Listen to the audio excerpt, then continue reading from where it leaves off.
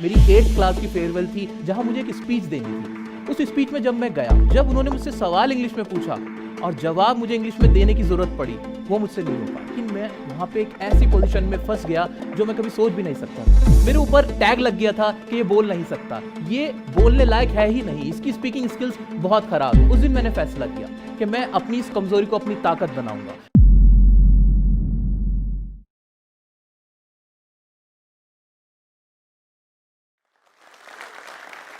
Thank you.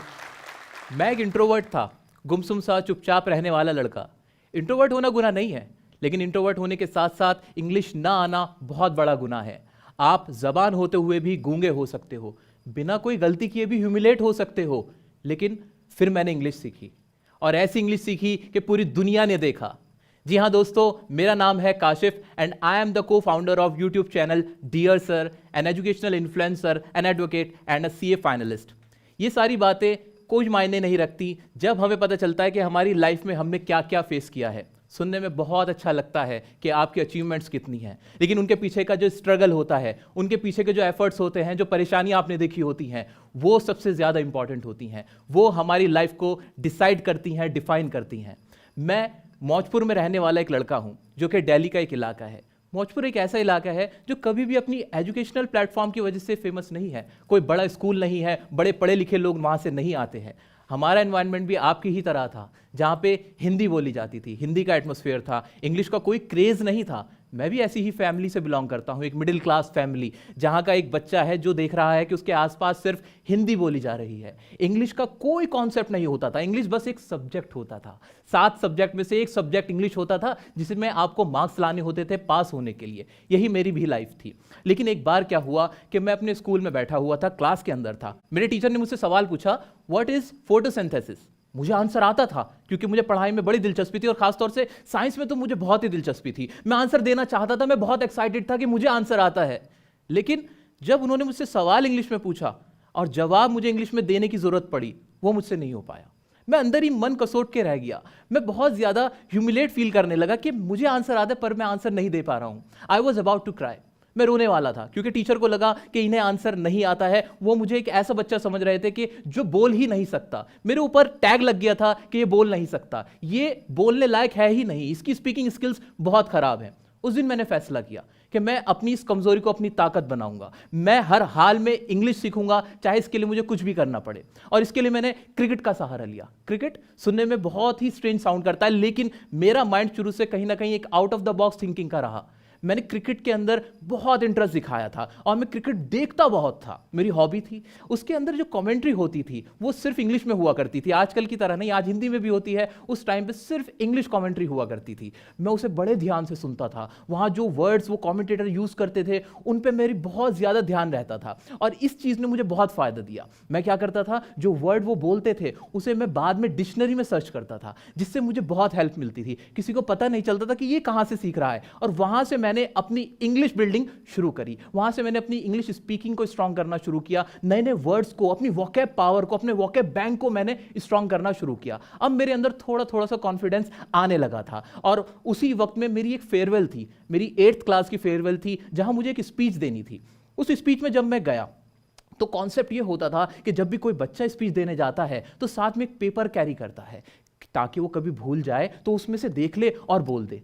लेकिन मुझे ये कभी समझ नहीं आता था, मैं अपने माइंड पे चलने वाला था और मैंने उस पेपर को कैरी नहीं किया। मैं विदाउट पेपर वहां गया और मैंने कंटिन्यूअसली 2.5 मिनट तक, 8th स्टैंडर्ड के स्टूडेंट से यू डोंट एक्सपेक्ट कि वो 2.5 मिनट तक कंटिन्यूअसली इंग्लिश में बोल पा रहा है। और वो बच्चा जिसे इंग्लिश से डर लगता था, जो कि एक इंट्रोवर्ट था, जो आउट स्पोकन नहीं था, मैंने वो स्पीच दी, जिसे सुनने के बाद वहाँ पे जितने मेरे टीचर थे उन्हें मुझे अप्रिशिएट किया, बहुत अप्रिशिएट किया। और जिसकी वजह से मुझे रियलाइज़ हुआ कि मेरे अंदर वो स्किल्स हैं, मेरे अंदर वो कैपेबिलिटी है जो कि एक अच्छे स्पीकर में होनी चाहिए। मैंने वहाँ से अपनी जर्नी स्टार्ट करी। मैंने स्टेट लेवल तक के स्पीकिंग स्किल्स के जितने भी कॉम्पिटिशन होते थे उनमें पार्टिसिपेट करना शुरू किया, और वहाँ स्टेट लेवल तक मैंने वहाँ प्राइजेस जीते। फर्स्ट प्राइज, सेकंड प्राइज मुझे वहाँ मिलने लगे। मेरा ये कॉन्फिडेंस बूस्ट होता गया कि हाँ, मैं बोल सकता हूँ। और इस दौरान मैंने इंग्लिश पे अपने काम करना शुरू कर दिया था। मैंने अपनी ग्रामर स्ट्रांग करनी शुरू करी। मैंने जो भी एफर्ट मेरे लगते थे, मैंने उन एफर्ट्स को उसमें अपने डाला। मैंने एक बात और श्योर करी कि मैंने इंग्लिश सिर्फ किताबों से नहीं सीखी, मैं जहां भी जाता था, मेट्रो में जाता था, मैं किसी मॉल में जाता था, मैं बाहर रोड्स पे देखता था, सेंटेंस लिखे हुए देखता था, मैं उन्हें बड़े ध्यान से देखता था। मैं देखता था उसमें ग्रामर कौन सी यूज हो रही है, वर्ड्स कौन से यूज हो रहे हैं। इस तरह से मेरा इंटरेस्ट अपने आप डेवलप होता चला गया। मैं कोई सॉन्ग सुनता था, और कमेंट्री ने तो मेरा शुरू से ही साथ दिया था। कमेंट्री तो मैं बहुत ही ध्यान से सुनता था। आज भी जितने भी कमेंटेटर हैं वो मुझे बहुत पसंद है, क्योंकि मैं उन्हें बहुत ध्यान से सुनता हूं। अब क्या हुआ था, अब मैंने 12th क्लास पास कर ली थी। 12th पास करने के बाद मेरी जो रास्ता था, मेरी जो राह थी, वो थोड़ी डिफरेंट हो गई थी। मैं कॉमर्स बैकग्राउंड से था, सो आई चोज सीए। मैंने सीए ज्वाइन किया, एंड टचवुड फर्स्ट अटेम्प्ट में मेरा जो सीए एंट्रेंस था वो क्लियर हुआ। सीए एंट्रेंस क्लियर करने के बाद मैं आगे कंटिन्यू करता, लेकिन मैं वहां पे एक ऐसी पोजीशन में फंस गया जो मैं कभी सोच भी नहीं सकता था। मुझे मेनिंजाइटिस हो गया। ये एक तरह की ब्रेन ट्यूबरक्लोसिस होती है, जिसकी वजह से मुझे 1 साल तक हॉस्पिटलाइज होना पड़ा। ये एक ऐसा मोमेंट था जहां मुझे रियलाइज हो चुका था, फैमिली, फ्रेंड्स, रिलेटिव्स जो भी आपके होते हैं, उनका क्या आपकी लाइफ में रोल होता है, कौन कितना सपोर्ट करता है, क्या चीज़ आपके काम आती है, वो मुझे सच्चाई दिख गई थी। मैं बिल्कुल अकेला था, मेरे पास कोई ऑप्शन नहीं था। 1 साल तक मैं हॉस्पिटलाइज था।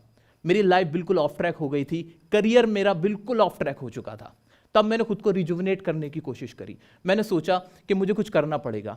I had 2 options. एक ये कि मैं कुछ ना करूं, जैसा चल रहा है चलने दूं, और दूसरा ऑप्शन कि मैं स्ट्रगल करूं, अपने आप को दोबारा से समेटूं और आगे बढ़ूं।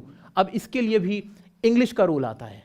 यहां भी मेरी इंग्लिश ने मुझे बहुत फायदा किया। मैंने इंग्लिश पढ़ाने स्टार्ट किया, क्योंकि मेरे पास इतने पैसे नहीं थे कि मैं अपने कोर्स को कंटिन्यू कर सकता, मैं अपनी पढ़ाई को कंटिन्यू कर सकता। मैं किसी से मांगना भी नहीं चाहता था। वो पोजीशन ऐसी थी कि 18-19 साल का लड़का खुद अपने दम पे कुछ कर सकता है। मैंने ये फैसला कर लिया था मुझे अपने दम पे करना है, इसलिए मैंने इंग्लिश पढ़ाना स्टार्ट किया। इंग्लिश ट्रेनिंग मैंने लोगों को देनी शुरू करी, और ये जो मेरा ऑप्शन था, लाइफ का डिसीजन, ये मेरा one of the best decision of life था। मैं आपको बता दूं, जब मैं पढ़ा रहा होता था, मेरे दिमाग में यही होता था कि जो ट्रेडिशनल मेथड है मैं उन्हें ब्लाइंडली फॉलो नहीं करूं। मैंने खुद भी कभी भी ट्रेडिशनल मेथड को ब्लाइंडली फॉलो नहीं किया, और ना ही मैंने किसी को सीखने के लिए कहा। अब मैंने पढ़ाने स्टार्ट कर दिया था। मेरी जो न्यू टेक्निक्स थी, इनोवेशन जो थी मेरी पढ़ाई के अंदर, टीचिंग्स के अंदर, वो बच्चों में बहुत पॉपुलर हो रही थी। इसी दौरान मैंने यूट्यूब पे पढ़ाना स्टार्ट किया, और यहां से वो चीज आई जो कभी कोई एक्सपेक्ट भी नहीं कर सकता था। यूट्यूब पे मैंने एक मूवी बनाई। मूवी क्या थी? टेंसेस की मूवी थी। आपने बहुत मूवीज देखी होंगी, लेकिन पढ़ाई में मूवी किसी ने नहीं देखी। 2 घंटे की एक टेंस की मूवी मैंने बनाई, एक ऐसी वीडियो बनाई जिसके अंदर किताबी ज्ञान के अलावा और भी बहुत सारी बातें थी, ऐसी टेक्निक्स थी जो आपकी लाइफ बदल सकती थी। जिनको इंग्लिश से डर लगता था, अगर वो इस वीडियो को देखते थे तो उनकी लाइफ बदल जाती थी। लोगों ने कहा कि इस वीडियो को देखने के बाद हमारी लाइफ बदल गई, और आज वो वीडियो 2 घंटे की वीडियो एक इकलौती ऐसी वीडियो है, एजुकेशनल वीडियो, जिसपे 1 करोड़ से ज्यादा व्यूज हैं, 1 करोड़ से ज्यादा लोग उसे देख चुके हैं।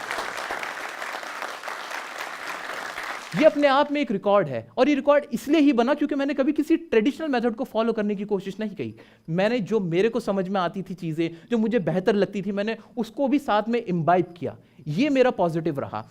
वो लड़का जो खुद नहीं बोल पाता था, आज वो पूरी दुनिया को बुलवा रहा है, लाखों करोड़ लोगों को बुलवा रहा है। ये अचीवमेंट नहीं है तो और क्या है? ये हुआ कैसे? ये पॉसिबल कैसे हुआ? ये इंपॉर्टेंट है। ये पॉसिबल ऐसे हुआ कि मैंने कभी भी हार नहीं मानी, मैंने स्ट्रगल किया। मैंने कभी किसी को फॉलो नहीं किया कि देखो वो तो जा रहा है। मेरे भी दोस्त ऐसे थे जो मेरे साथ थे और वो बहुत कामयाब हो गए थे, मुझसे बहुत आगे निकल गए थे।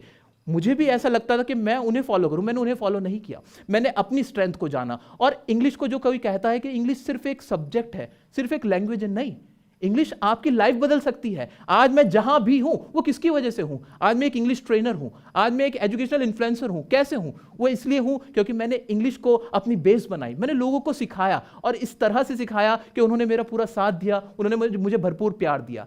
आज आप इंग्लिश कैसे सीख सकते हो? आप बहुत आसानी से सीख सकते हो। पहली बात, कभी किसी को ब्लाइंडली फॉलो मत करो कि जो आपका दोस्त कर रहा है वो आप करो, नहीं, जो आपको बेहतर लगता है। आप कमेंट्री को सुनो, मैंने कमेंट्री को सुना था, वहां से आपको बहुत ज्यादा प्रैक्टिस हो जाएगी। जो कहते हैं कि हम अकेले हैं, हमें किसी के साथ की जरूरत है, अगर आप खुद का साथ दोगे ना तो आपको किसी के साथ की जरूरत नहीं है। आपको अपने अंदर एक बिलीफ पैदा करना होगा कि हाँ मैं कर सकता हूं, मेरे को अपने आइडियाज भी इनोवेट करने हैं, मुझे अपनी भी थिंकिंग लगानी है। अगर आप ये काम कर सकते हो तो दुनिया के अंदर कोई ऐसा काम नहीं है जिसमें आप फेल हो जाओ। इंग्लिश स्पीकिंग तो बहुत छोटी सी चीज है, आप तो पता नहीं क्या क्या कर सकते हो, जो भी आप करना चाहते हो वो सब कुछ कर सकते हो अगर आप अपने माइंड से चलो, अपनी कैपेबिलिटी को पहचान लो। मैंने पहचाना था, मुझे समझ में आ गया था कि इंग्लिश का साथ मेरे लिए हमेशा के लिए है। बचपन से इंग्लिश ने मेरा साथ दिया था, पहले वो मेरी दुश्मन थी, बाद में मैंने उसे अपना दोस्त बनाया और उस दोस्त ने मेरी ऐसी मदद करी कि आज मैं लाखों करोड़ों लोगों की मदद कर पा रहा हूं और ये पॉसिबल सिर्फ मेरी इंग्लिश की वजह से ही है। तो मेरा आप सभी के लिए मैसेज है कि कभी भी इंग्लिश से डरने की कोई जरूरत नहीं है। ये एक लैंग्वेज नहीं है, ये तो एक समंदर है जो आपको बहुत गहराई तक ले जाएगा। ये आपको हर जगह मिलेगी, सिर्फ किताबों तक इसको सीमित मत रखो, अपने माइंड से सोचो, दिल से इसको समझने की कोशिश करो और मुझे पूरा भरोसा है कि आप भी एक अच्छे इंग्लिश स्पीकर बन जाओगे। Thank you so much. इस वीडियो के बारे में अपनी राय नीचे कमेंट सेक्शन में हमें बताएं और अपने दोस्तों के साथ ये वीडियो शेयर करना ना भूलें।